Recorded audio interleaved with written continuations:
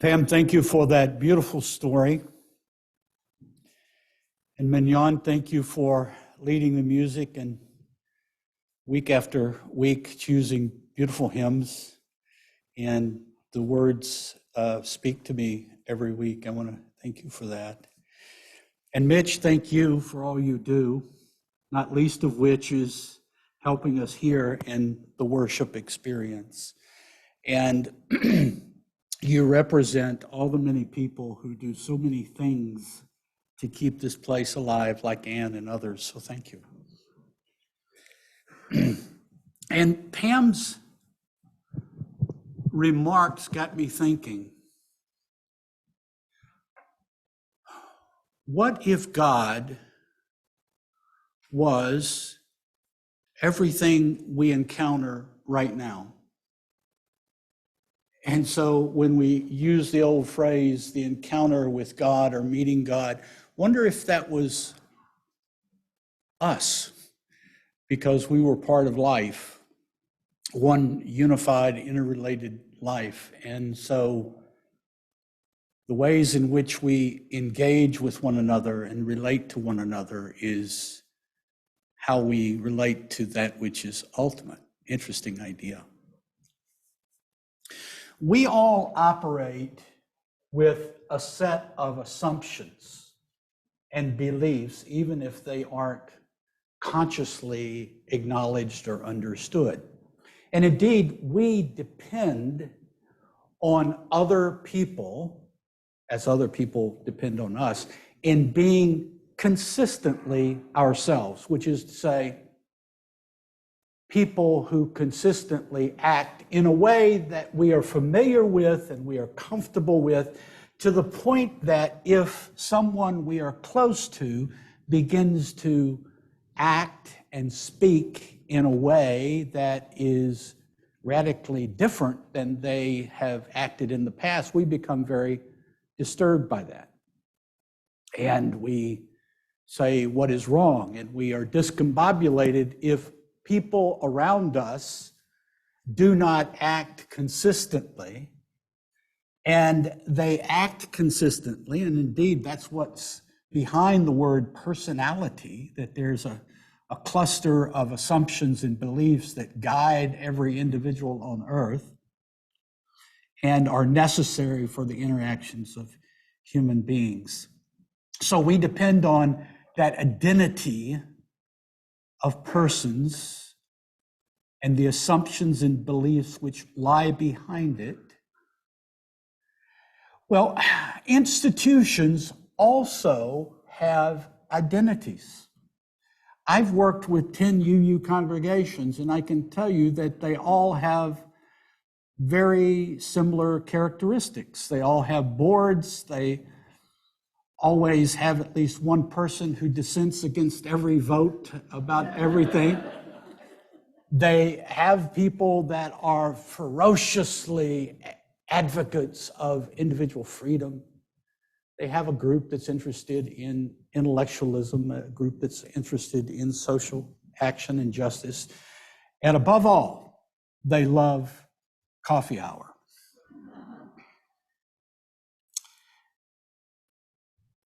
I have had the great good fortune of working very closely with at least 10 different congregations, and vicariously with dozens more by virtue of hearing the stories of other colleagues and their experiences.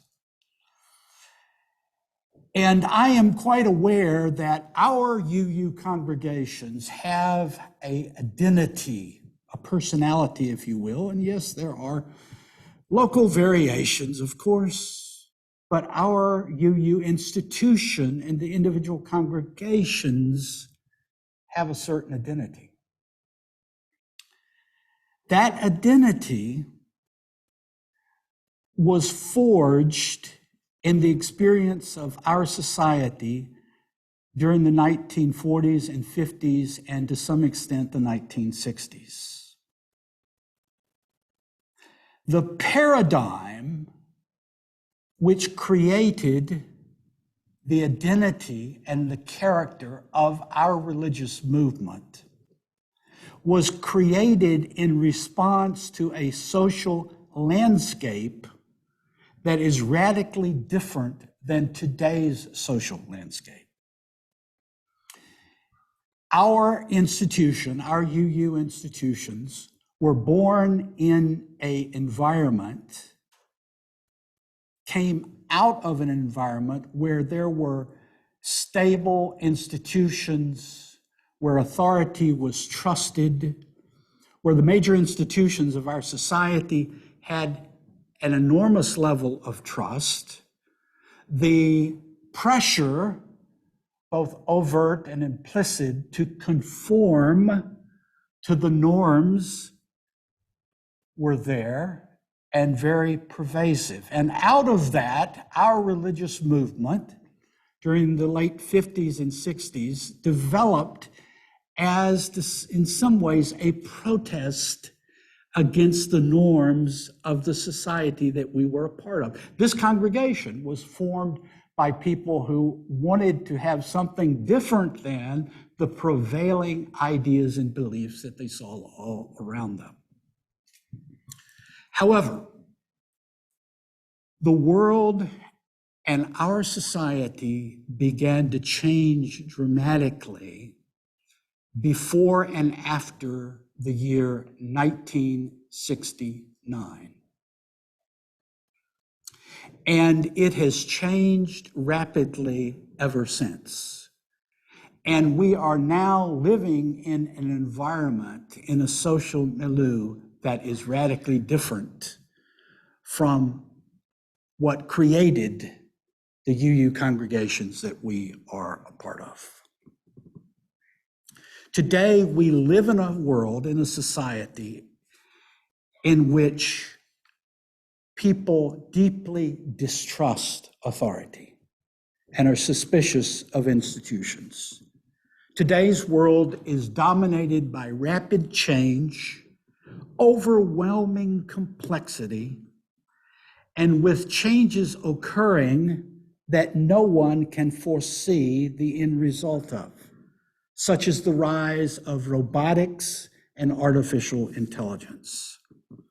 Ours is a world today permeated with ways of thinking that are different than decades prior on a wide array of issues, including gender, sexual, and personal identities. It is a world in which marginalized groups, which were oppressed and pushed down during the previous order, are now rising and demanding respect and recognition and equity. We live in a world in which electronic devices have seeped into the intimate spaces of our lives on a continual basis, such that much of our lives we relate to a screen rather than another human being.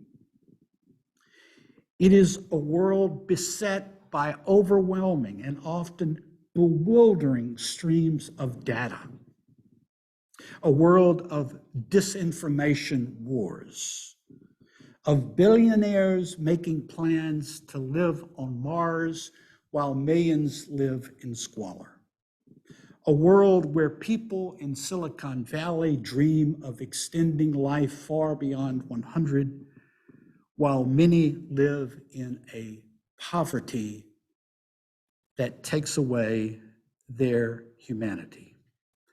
Ours is a world of disparities of wealth and poverty so great that it questions our wisdom as a species.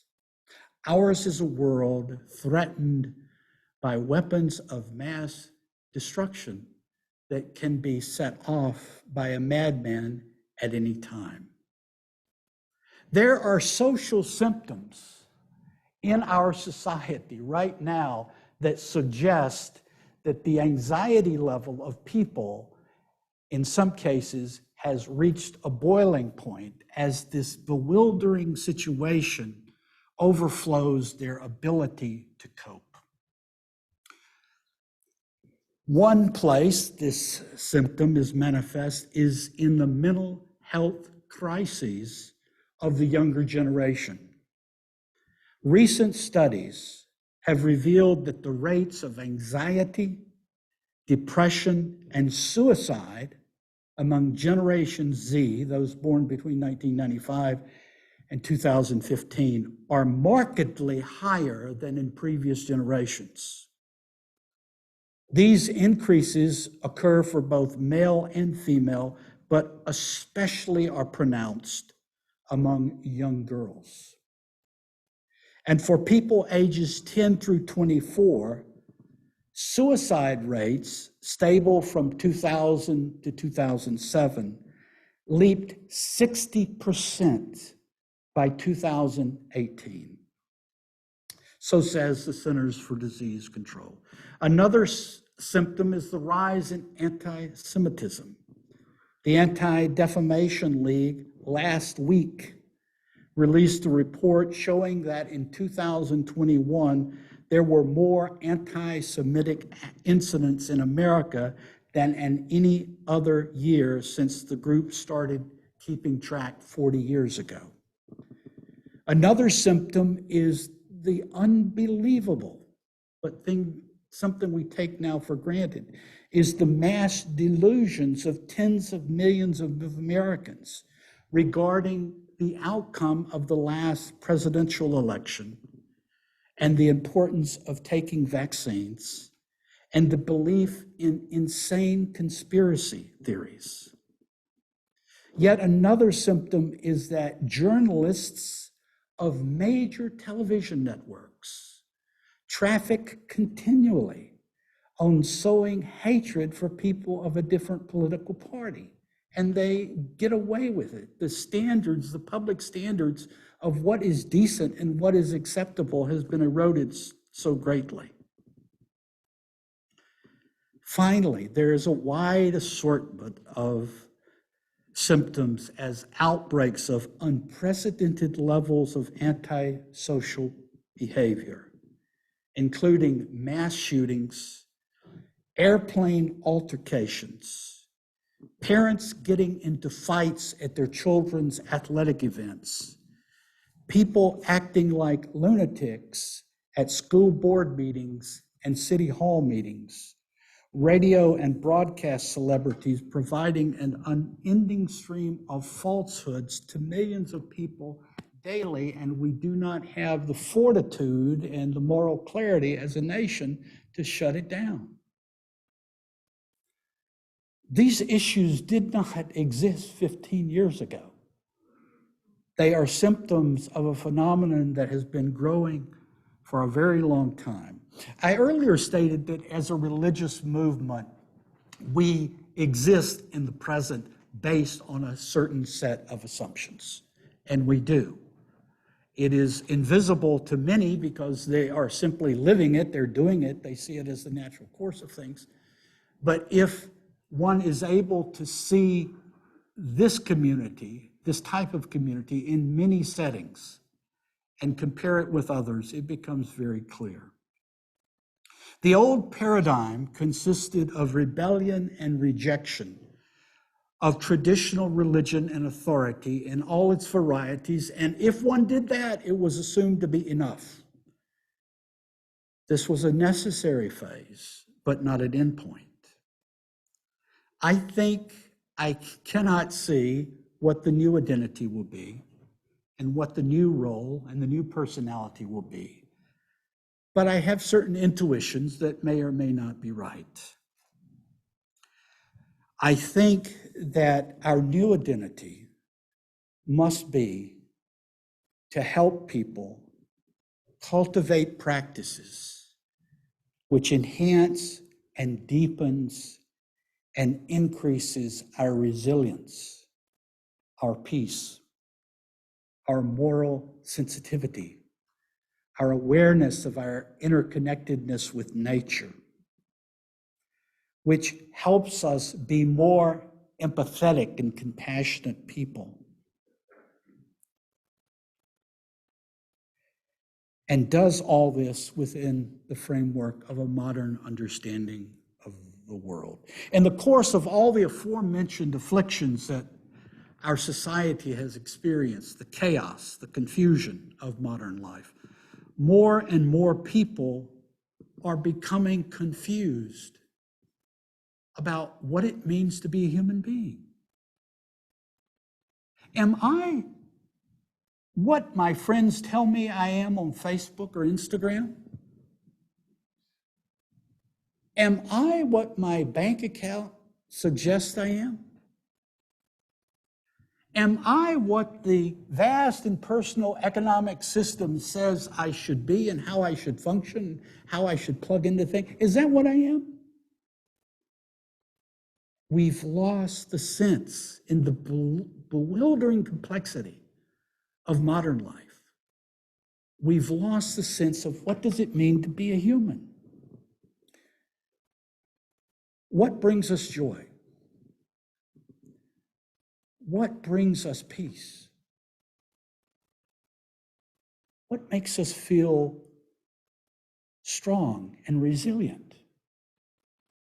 What makes us really care about people to the point that we know what happens to another is as important as what happens to me?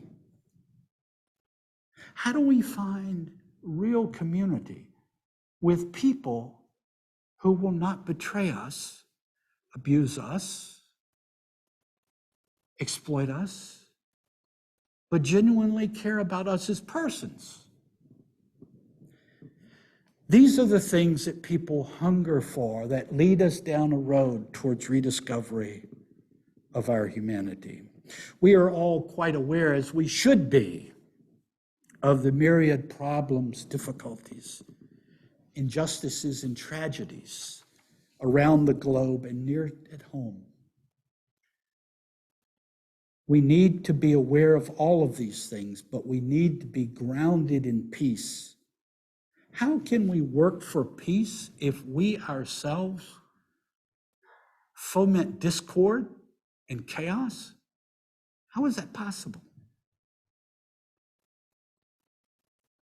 How can we be concerned about justice and in our own personal lives do not really practice justice at all? That's a call from God saying I should mention God more in my sermons. But I missed it, that's all right. So these are important things to be concerned about, the tragedies of the world, but not to be engulfed by them, or not to take on the behavior of our enemies because we think force must be lined up against force. Although I understand the importance of force in situations such as Ukraine and other places. There is a need to help people see the wonders and beauty of life, of being grounded in what gives joy. And this is the place that can do that. In a moment, I will talk a little bit further about one aspect of this, which is the unifying belief of a reverence for life.